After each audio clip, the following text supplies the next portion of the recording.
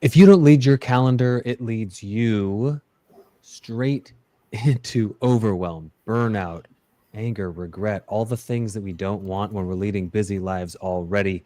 Welcome to the Fit Fatherhood Podcast. This week, we're diving into one of the most important things that we can do, and one of the most important things that separates the men who are able to lead and the men who don't: time. We've all got 24 hours in the day, and how you use it makes such a big difference. We're going to dive into we're going to dive into some tips and tricks. But before we do, I'm Nathaniel Hovsepian, co-host of the Fit Fatherhood Podcast. Welcome to the show as well. Oh, that wasn't the best entry there, but Seth, thank you. Oh, well, happy to be here. Yeah, it's happy to be here. Yeah. So, this is something that we're both very passionate about, making sure that we are using the given time that we are blessed with every day to our fullest potential, being as present as we can. We find that a lot of men that we talk to, dads that we talk to, are very reactive with the time that we're given instead of proactive and very intentional.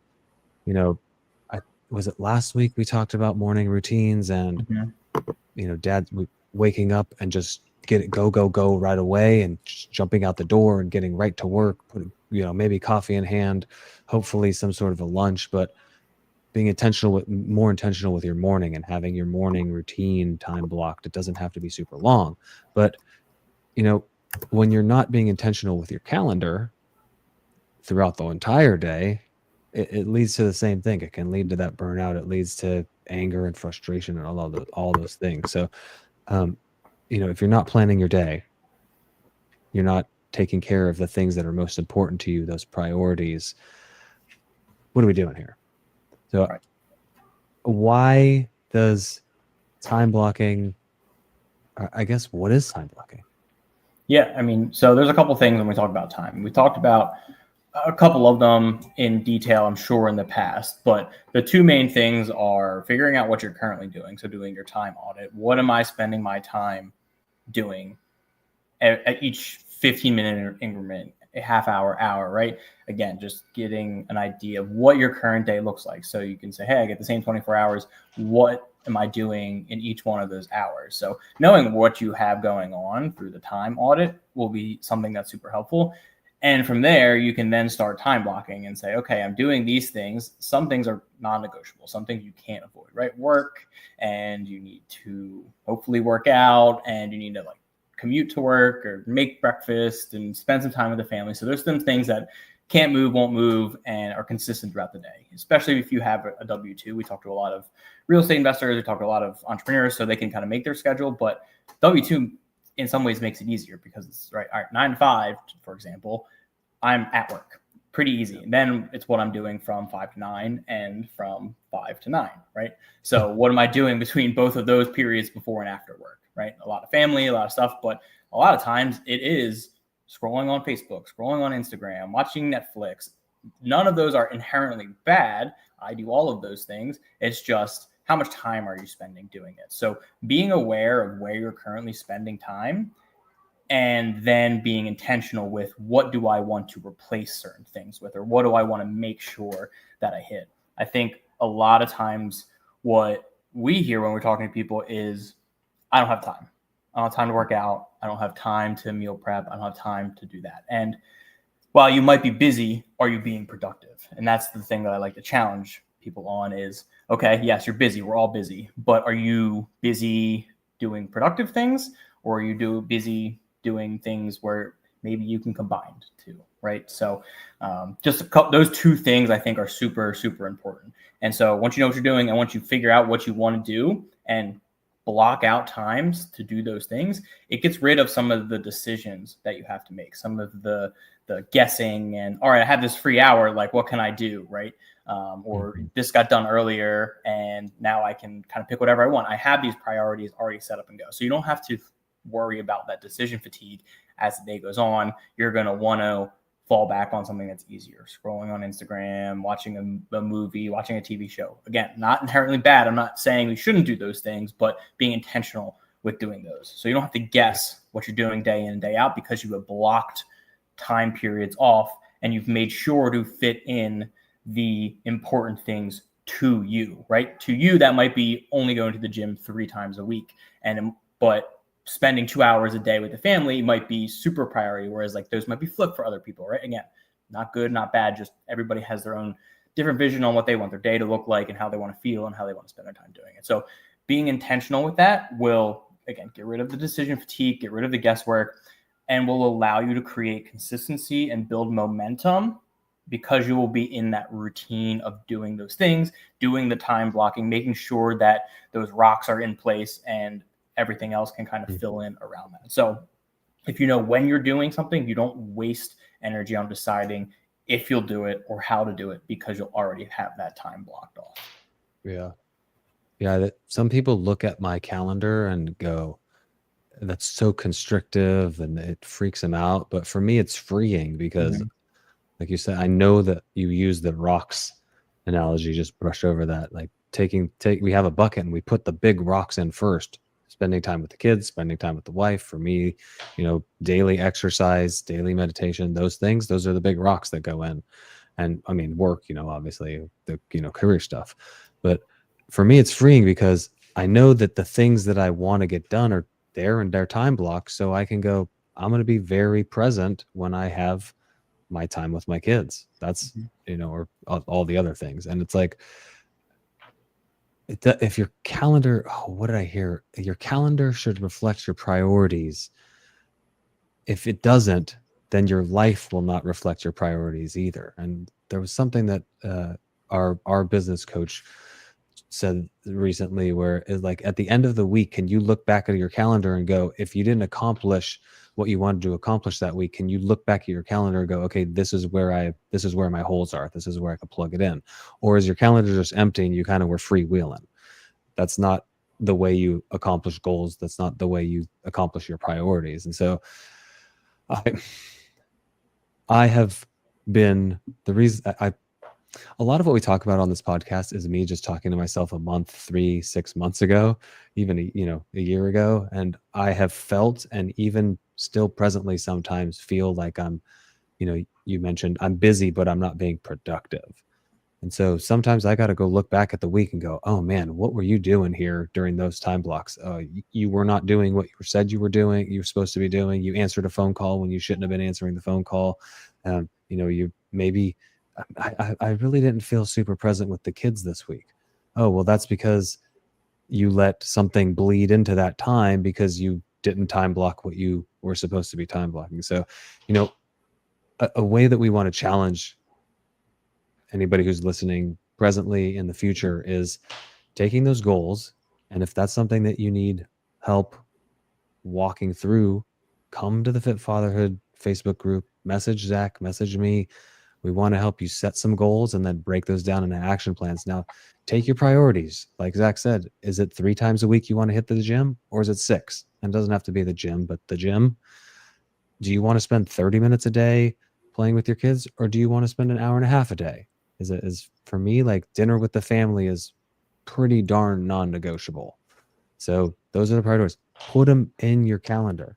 It's you're still working your 9 to 5. Well, it's what for you is like 8 to 4, but right. It's easy for you. Like you said, I have this big block of time that is like, this is my work time. This is when I'm at the job.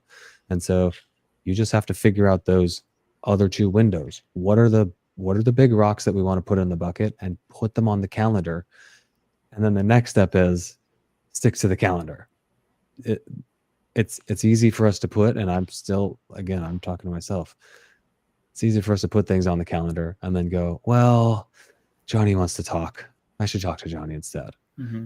No, I heard this thing a while back, and it was like, pick whatever famous person you can insert here. But at the time, Kobe Bryant was, kind of at the height. And it's like, if you had a lunch date with Kobe Bryant, would you miss it for the world? Most people, again, insert your person there, would say, no, I wouldn't miss that for the world. But is Kobe Bryant going to move the needle of your life a whole lot? Or is going to the gym, spending time with your wife, spending time with your kids, making seller calls, right? Whatever those big needle moving things that's going to make a difference. So keep the calendar appointments that you set for yourself and that you set with your family. I feel like I'm rambling on. Yeah, I rambled earlier, so that's Yeah. fine. Yeah, and I agree. It's something I struggled with doing, and the Google Calendar is what I use. Maybe we can do a separate episode on like how we plan our time, because I'm sure you do it completely different or a little different than I do, right? We both use Google Calendar. I'm sure we both color code based on like money making activity, family time, like all that stuff. At least that's how I do it. And so, what I like to do is I've seen what yours looks like. I have mine pretty similar, but I usually try to leave gaps, right? Like I'll leave an hour gap here and there for flexibility, right? Someone thinks, oh, this is too rigid, right? Okay, like here's I'm looking at my calendar now, like 4 to 5 o'clock is kind of an open time where there's not really anything going on, but maybe something bleeds over to another time. I can move something over, or like I said, somebody calls, okay, like let me push this back. That's what's nice about Google Calendars. You can be flexible with it. It slides and moves easy. But what I like to do is I've been looking at like an impact priority matrix is something I learned about recently. So like imagine a grid, right? So it's, high priority stuff is on the top and then high impact stuff is on the right. So in the top right corner is your high priority, high impact stuff. That stuff, like I need to do that today, right? And then the top left is it's high priority, low impact, where it's like, hey, this isn't really going to be something that moves the needle a ton. Like maybe it's, I need to make a dentist appointment or I need to get an oil change in the car. Like, hey, like this is something that's high priority because I don't want my car to break. I don't want to miss a doctor's appointment or anything like that. But it's like low priority. Like it's not really going to move the needle anywhere. And so you can kind of like look at it that way. And then there's the, high priority, low impact, whatever. So like you can kind of look through that, just create a long to-do list and move stuff in the right areas. And then from there, you take your top right things and you put them in your calendar. And those are the rocks, right? We talked about the rock example. So I'm going to go on tangent again. The rock example is like, imagine a jar, right? For those of you who don't know it, and everything. So you have rocks, you have sand, you have pebbles, right? So the sand is all the little things that don't really mean anything, right? It's scrolling, it's watching TV, it's like all that little stuff, right? If you try to put a bunch of that into the jar, right? And then maybe you have little things like the pebbles are a little bit more priority stuff, like making dentist appointments and stuff like that. You put those in next. Then you put in your rocks last, your family, your money-making activities, whatever that might be, seller calls or, invest capital partner calls, like stuff like that. Try to put that stuff in there. It's not going to fit, right? If you put it in the wrong order. But if you put the important things first, your rocks, your family stuff, your fitness, your health, all of those go in, then the sand can fill in around it and the pebbles can fill in around it. So you can get a nice full jar. I forget who came up with that. Was it Simon Sinek or somebody like that? But it's a nice little analogy on like, how can we do these things? It doesn't mean we can't scroll on on Instagram or our phone or anything like that. But, again, it's just like, let's do the big things first. So that way, when we are relaxing, we can relax, because that's what I struggled with. Is I would save the important things for last and then like be stressed out because I was not doing the thing that I wanted to be doing or needed to be doing. And doing the time block, I don't know about you, when I first started doing time blocking, I was like, feels like a waste of my time. Like it takes me, you get better at it as you go, but like this is 15 or 20 minutes that I could be doing something productive. It doesn't feel productive. But when you start living and dying by that calendar and can look back on why didn't I hit my goals or why am I hitting my goals, you can go, okay, cool. Like this is great. So that's been my experience, and my recommendation is like, just trust the process.